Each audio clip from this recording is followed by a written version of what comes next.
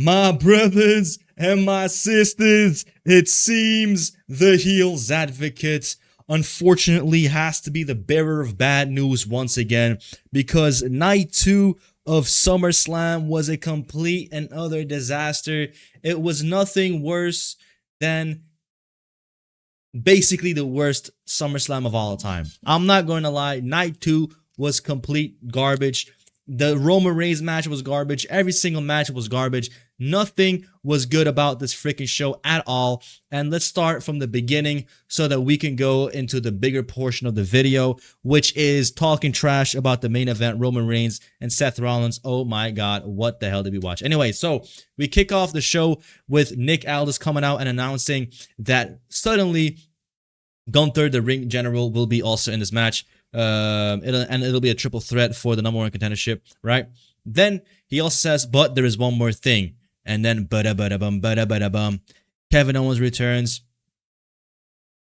I'm happy he's healthy. I'm happy he's back doing his job, doing what he loves. But I'm not going to lie, the heels advocate could not give less of a damn about this entire thing with Kevin Owens returning. Another minus point for this entire event. Look at how much sunlight there is in the arena. Like, bro, are we watching a freaking Saturday morning kids football game, or are we watching the second biggest PLE of the show, right? What is the point of being in an arena if you can't have the lights and the fireworks be present? And, come on, man. Why the hell are we starting at 6 p.m. if the freaking show is no longer than a regular SmackDown? Make it make sense. Anyways, Kevin Owens goes out there and he wins the #1 contendership matchup. He goes on and he will be wrestling CM Punk at the next PLE, I presume. I'm not too sure how the others in this matchup will be taking that victory. I'm fairly certain Sami Zayn, Gunther, Finn Balor are going to try and get involved somehow, but I'm not too sure why the hell we're doing this, right? Basically, we have Kevin Owens versus CM Punk. Like, come on, man. That is just complete abysmal. That is bad across all fronts. It doesn't make sense at all. I would have much rather had Cody Rhodes turn heel, beat CM Punk, and then Randy Orton comes back, and now we settle that freaking thing between those two. Now, I freaking digest. Let's move on.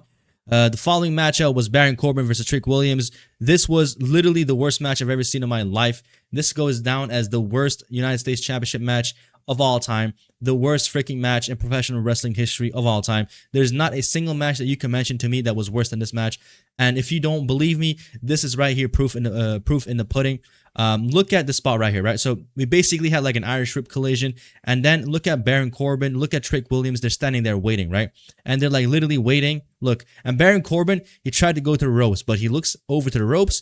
Lil Yachty is nowhere to be seen. Where the hell is Lil Yachty? Right? And then Lil Yachty finally goes to that side of the ring, and he finally hits the candlestick. That was completely garbage, but nonetheless, Baron Corbin is able to hit the end of days, get the victory. We move on to the female interim championship matchup.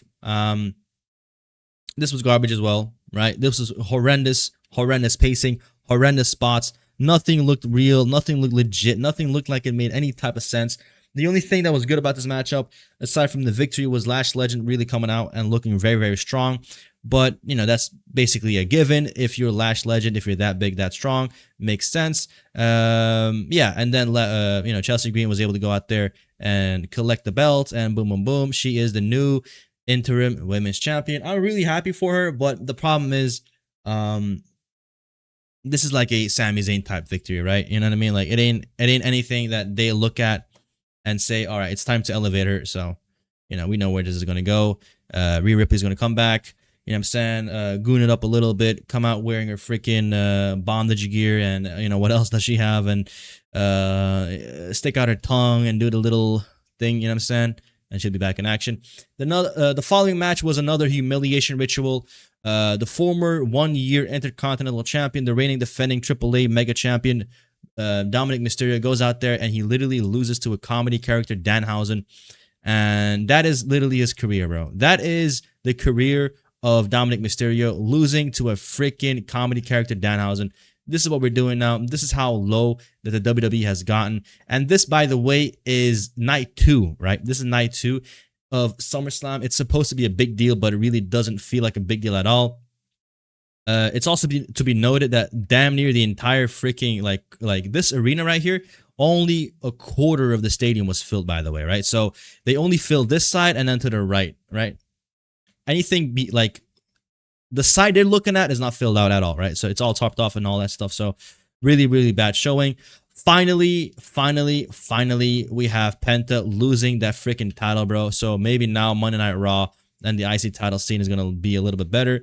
I'm happy for Chad Gable winning the IC championship, but I'm not going to lie. I'm just happy that we have a freaking mid-card champion that can speak freaking English now, and that is not Dominic Mysterio, and I'm just happy, right? So this might be the best mid-card champion since Braun Breaker, so we'll see how that goes. And then we were only maybe an hour and 3/4 in, maybe 2 hours at most, and we were already at the main event, bro, right? This is what I'm talking about, guys. This PLE, it starts at 6. It's got no business starting at 6. It's no longer than a SmackDown, and like we're only 2 hours in, and now we're at the main event. You know, so I mean, like it's also like a given thing, right? It's also a given that, of course, the main event is going to be a little bit longer, maybe like 30 minutes. But like my problem is this: I don't give a damn about that, right? I don't give a damn about that, right? Because if the idea is, oh yeah, we're going to give Roman Reigns and Seth Rollins about like 30 minutes, 35 minutes, 40 minutes, you know what I'm saying, on the broadcasts. And if the idea behind it is, oh yeah, we're going to give them a 5-star Meltzer Classic, you know, time limit, and we're going to hope that they're going to do that. But the only thing you're telling me, right, is that if the main event is starting that early, then that means the match is not going to start really mattering 20 minutes into the match, right? I said we're probably going to have a freaking spot where the referee is going to get bumped, where the referee is going to take a spear, where the referee is going to lay down and, you know what I'm saying, be out. And only then is the match going to start. And, you know, lo and behold, man, that's exactly what we got. Halfway through the match, the referee takes a bump, and I tell my chat, hey, guys, now is the time the match actually began, so lock in, right? So that's basically what happened. So the match began. They stall. I mean, like, first of all, I want to talk about this, man, right? Like, this image right here, Seth Rollins, if you always wondered why you were number 2, it wasn't because Roman Reigns was that much better than you. Like, first of all, he just has a superior facial genetics, you know what I'm saying? Like, he just has a squarer jaw, he has better cheekbones, he has better, like, an eyebrow ridge, he has better hair, he's just a more attractive dude than you, and that is the only reason why he's number 1. That is the only reason, bro, you know what I'm saying? Professional wrestling is all about your looks, bro. Professional wrestling is a beauty pageant that is disguised as a meritocracy. That's it, right? There's nothing else in it. You know what I'm saying? There's nothing more than that. Roman doesn't do anything better than Rollins. If anything, Rollins is a better in-ring worker. If anything, Rollins cuts better promos. But the problem is Rollins doesn't get to cut the promo that Rollins doesn't get the chance to cut the promos Roman cuts because, come on. Right? Don't you think Rollins can cut this promo? For all these years, dominating the game, beating The Undertaker, beating Cena, beating Goldberg, beating Braun Strowman, beating Dean Ambrose, beating Triple H, Big Show, Kane, anybody I ever wrestled in my entire life. I never took a clean pin to nobody. And now I'm 6'3", with the perfect eyes, with the perfect beard, with the perfect neck, with the perfect back. I'm the Rock's cousin. I got my lackey Usos. Shit, man. I can't lose. You think Seth Rollins can't cut that promo? You think Seth Rollins can't cut that promo? Of course he can. But they don't pick him as that guy to cut that promo. They don't. Right? And it's as simple as that. Why? Because he doesn't look the part. He doesn't have the clout that Roman Reigns has in the business with his cousins and father and all that stuff. So anyways, this match was a complete bore fest. I don't know, bro. At some point, Michael Cole said this match was an instant classic. I don't know where the hell he saw that from, but I gotta address one thing that I really can't stand anymore is because we're now at a stage where any freaking Roman Reigns title match, for some reason, gets given a lot more leeway, right? They get to the outside of the ring, and the referee's not counting anything, right? They go to the barricades, and then like freaking Michael Cole establishes that, oh yeah, because this is the title match, there's gonna be a lot more leeway. When was that established? You know what I'm saying? When did that become an unwritten rule? Like I know what he did at like WrestleMania, but it's like, why? You know? And like they keep fighting on the outside, right? And then we get to a spot where like they both go through tables, right? They both go through tables, and then the referee wants to start counting. Like, why didn't you start counting before? You know? At least be a little bit freaking consistent. At least be a freaking bit consistent, bro. You know, like it just ruins everything, bro. Pedigree this, kick out this, all this bull crap. This match was horrendous, bro. Like there is a reason why these two never wrestle more than what they did. John Cena, Randy Orton, they wrestled 50 times, bro. Like you had to give them a reason to not wrestle one another because their chemistry was that good. With these two, it's the complete opposite. They don't have chemistry at all. Like their matches really, really suck. You know? And then we're going to have people that say, oh yeah, but it was a good match. Was it really a good match? Or did we have a freaking good ending or good storyline? You know what I mean? Like that was told in the match, right? I mean, the match really had nothing at all, bro, right? We have like Roman Reigns. I was like, bro, there's no way Roman Reigns is going to take a superplex, right? Because obviously, because he's the golden boy, he don't do all that goofy shit, right? You know what I'm saying? It's also to be noted, right? Just cognitively speaking, just always remember this, guys. The more a wrestler is off their feet in their moveset, so like the more moves they do, where they are jumping, springboarding, flipping, top rope jumping, the more they do stuff like that, the less likely they are going to be a main eventer, right? Because, you know what I'm saying, a real main eventer, a real face of the place don't gotta be doing all that, right? They don't have to be doing all that. Now, obviously, I thought to myself, why the hell is Roman Reigns agreeing to do a superplex, right? He usually doesn't do that. And then they land, and I'm like, oh yeah, he's gonna roll through, and then boom, of course, he has to no-sell it and turn it into a guillotine. Of course, why? Because he's Roman Reigns with the perfect eyes, perfect beard, perfect neck, perfect back, perfect abs, perfect knees, perfect quads, perfect teeth, perfect knees, perfect lips, perfect tongue, perfect ears, perfect quads, perfect freaking neck. Anyways, we get to a point where they're just going through the motions little by little, and I think this is the bro. When is the referee getting taken out, bro? Like they're wrestling all this time, bro, and I'm just waiting for the referee to get taken down, right? Boom. All right, this is right here. Finally, the real match begins. The referee gets taken down. Clothesline this. Boom, boom, boom. Dean Ambrose, freaking dirty deeds. Roman Reigns does the same thing, and now the referee is actually out of commission. Rollins is going out there for the freaking chair, and I thought to myself, oh my god, here we go again. Oh my god, here we go again, right? Obviously, Roman's going to pick up the chair next. And I thought to myself, oh my god, here we go. Here we go. Cinematic. Character development. I'm going to have mercy now. I'm going to show you that I'm not holding on to the anger anymore. I'm going to let go of the anger. I'm a better man than I was. Now I'm a changed tribal chief. Now I'm a babyface. Now I can let go. I'm like, oh my god, miss me with this, bro. Like, I'm not going to lie. The fact of the matter is this was never going to be a big deal match because it paid off at SummerSlam. Like, I genuinely thought that Seth Rollins versus Roman Reigns was too big of a match for their last match to be at SummerSlam. I really thought it's going to be at a freaking future WrestleMania one-on-one, right? But I guess that was the plan for this year. It didn't work out. It is what it is. But yeah, the moment Roman Reigns lets go of the freaking chair, I thought to myself, oh my god, this is corny. It is so corny, bro, right? He's like, oh, I'll let go of the chair, blah, blah, blah. You know what I'm saying? They go and battle out a little bit more. And then they get to a spot where they're like, you know what I'm saying, down and out. And they're like, oh my god, you know, like, I'm really going to do this. I'm really going to do this, right? I'm sorry. I hate you, blah, blah, blah. Spear, suddenly, the ref just perks up at the right time. 1, 2, 3, Roman Reigns wins. Then they sit down at the corner looking at each other like as if it's like some freaking like W moment.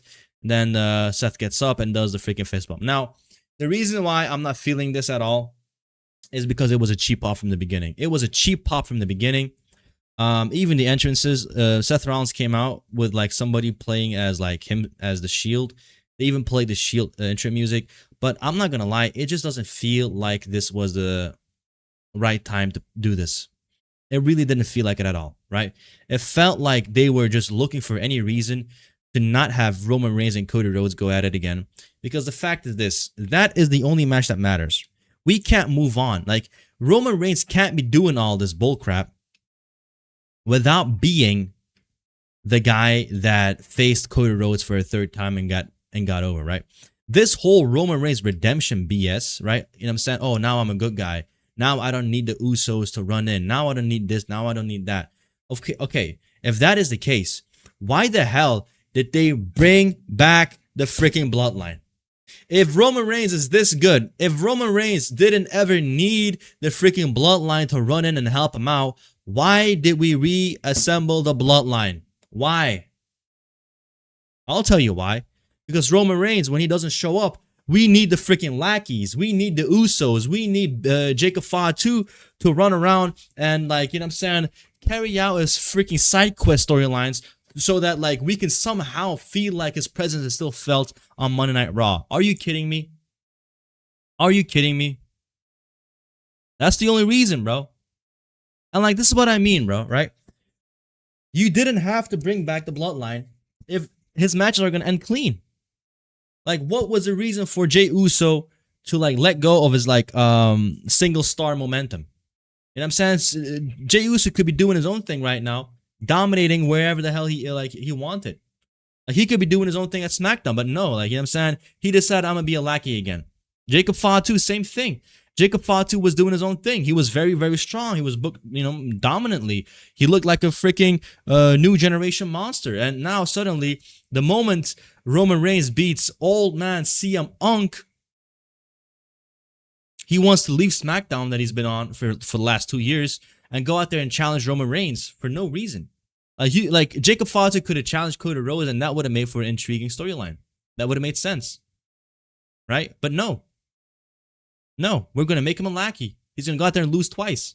He's gonna look like a goofball. He's gonna fall in line. He's gonna be a freaking lackey. He's gonna have no character.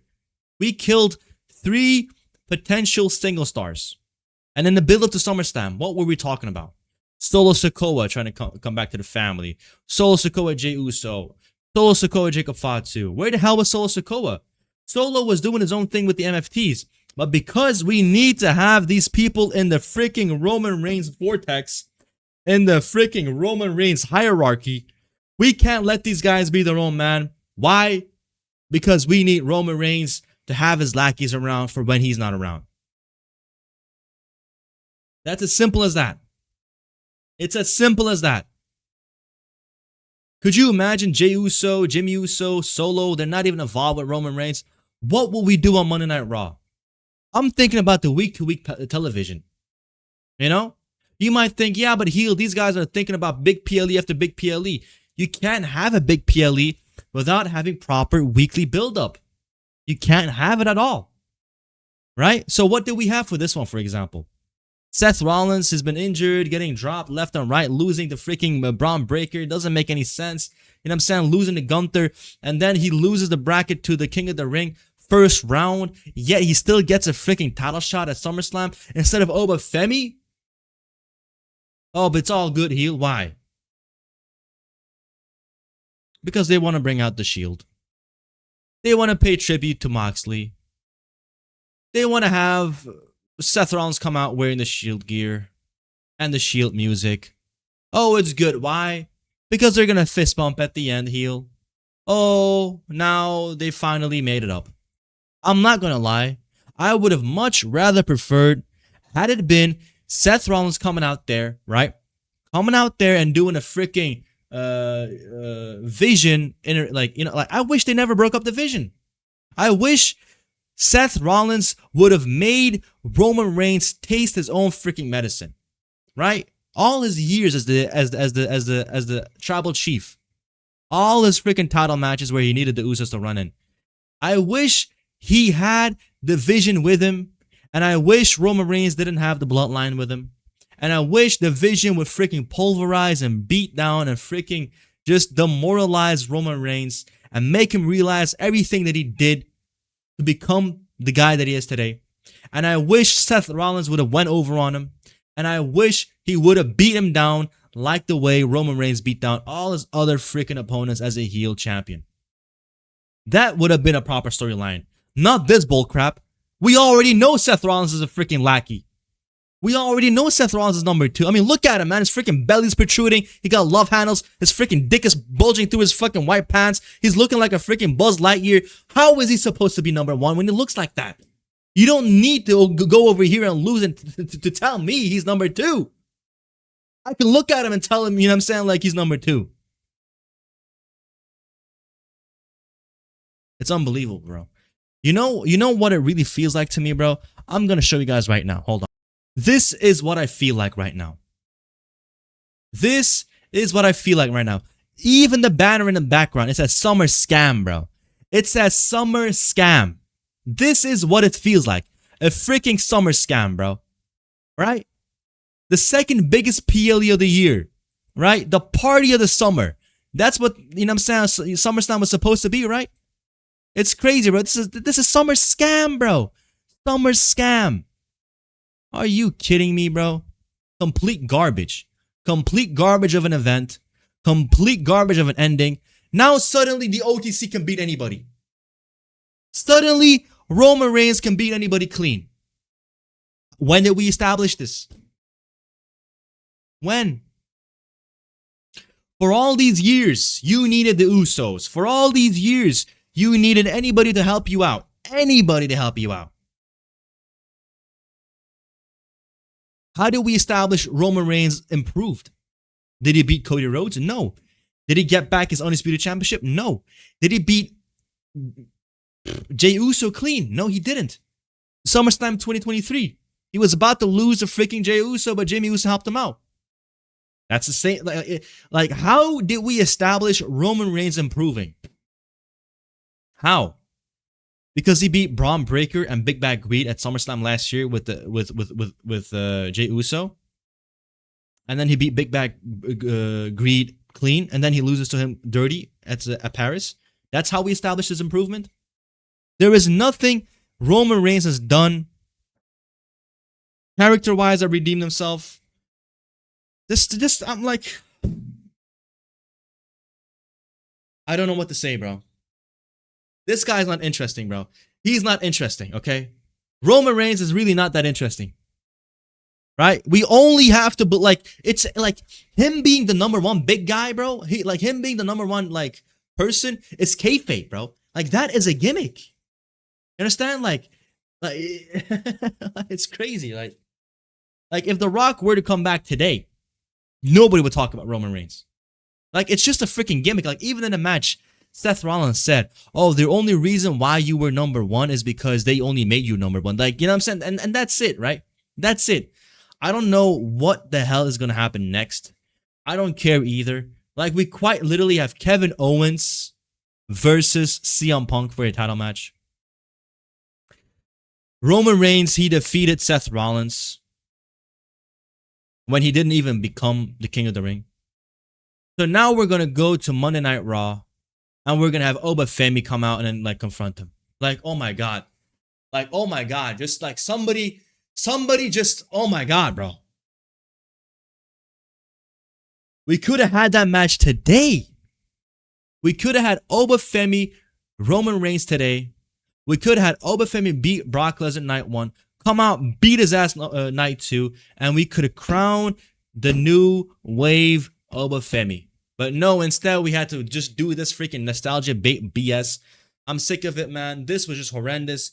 Somebody please call The Rock. Bring him back. I'm over it, man. I'm over it.